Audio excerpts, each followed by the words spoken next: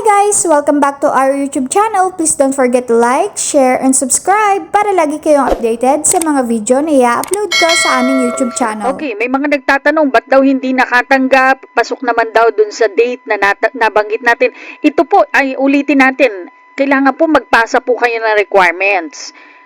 Siguro po, dapat i-check nyo po kung saan kayo nagpasa, kung bakit hindi pa nakatatanggap. Kasi di ba Miss Nolly, baka hindi kumpleto yung requirements na naipasa.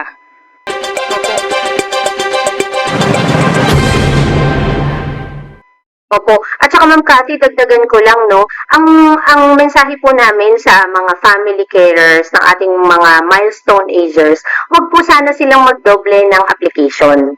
Halimbawa po, nag-apply dito sa NCR, tapos umuwi po sa probinsya, nag-apply din po doon. So, lalo pong matatagalan yung proseso ninyo dahil meron po kaming tinatawag na inter-provincial and inter-regional cross-matching to prevent po yung ating duplication. So, meron po tayong layers of approval na kung magdodoble-doble po sila ng application, hindi rin naman po maganda po iyon. Thanks for watching. Please don't forget to like, share, and subscribe.